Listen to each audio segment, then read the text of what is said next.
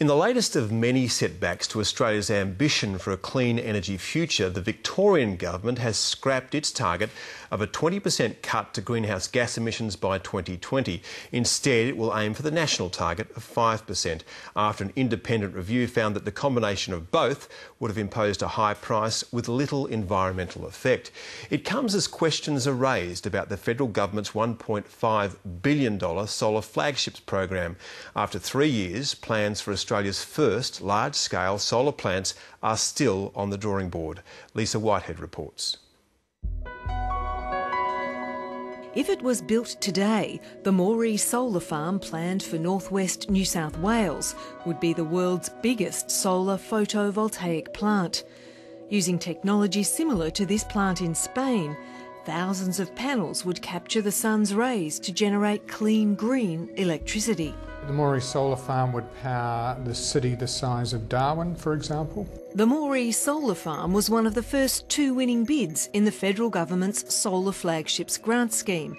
The federal government earmarked $750 million for the Milne solar farm and a solar thermal gas hybrid plant near Chinchilla in Queensland. It's going to be the biggest of its kind in the world, right here, a solar dawn in Queensland.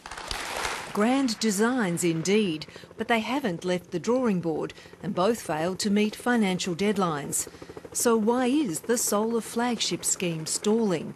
What we've got is the government just arbitrarily picking projects for whatever reason, whether it's a political reason or what have you. They're getting it wrong. Really, it was a thought bubble of a series of politicians that wouldn't it be impressive for us to build a really, really big project, in fact the biggest in the world. The federal government provides 1/3 of the funding needed to build the big solar projects.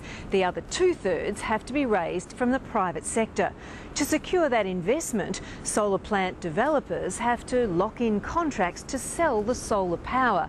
To do that, they must strike deals with electricity retailers who on-sell the power to businesses and households, and that's proving to be the snag.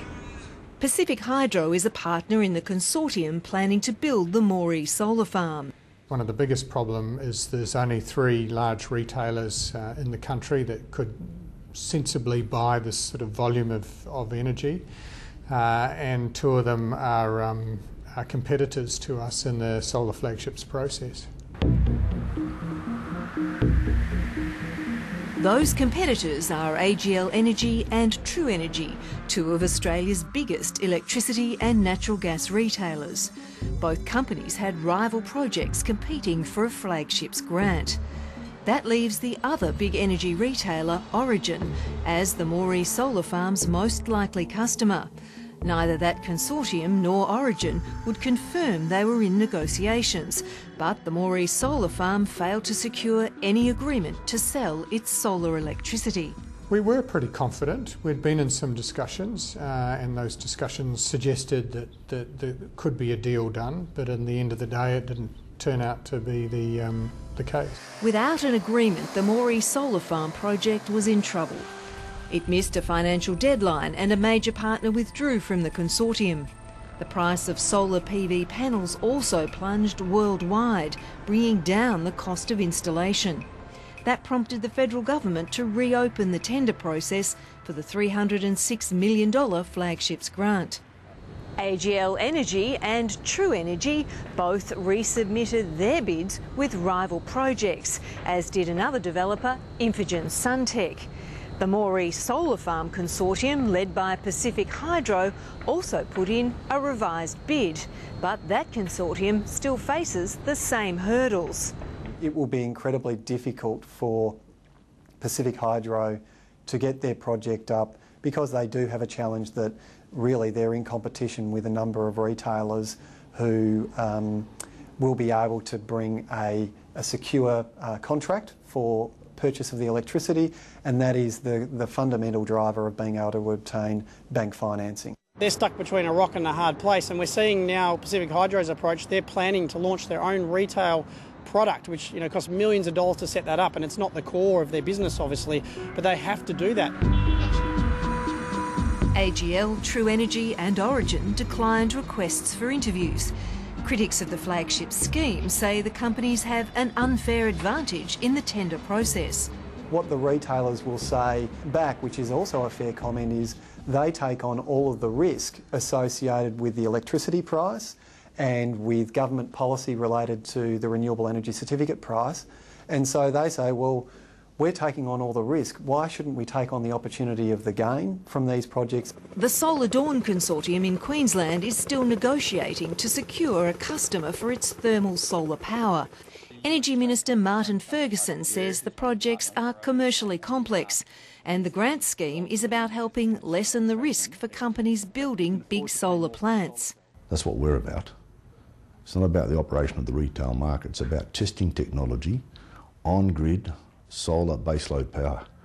You can't buy this off the shelf. You've actually got to take a risk from a government perspective to try and reduce the cost of program delivery by putting grants on the table to assist in the funding of the projects. But the operation of the retail market has come under the spotlight.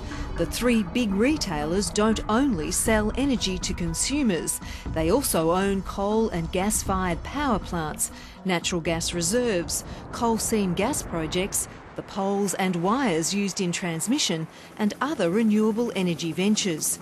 The head of Energy and Resources recently revealed his department was scrutinising the retailer's market dominance. These companies basically can frustrate the establishment of solar, and since some of them have a much higher investment in gas than in solar, that they can make strategic decisions about the future of the industries. Are we ending up with the Coles and Woolworths of the energy sector?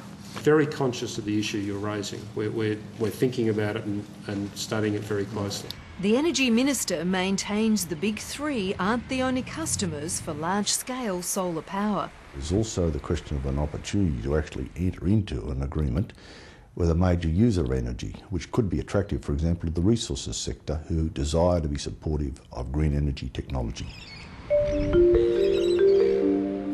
But without a sod turned at Moree or Chinchilla, the scheme to boost green energy technology is seen to be struggling to deliver on its promise to build a vibrant solar industry.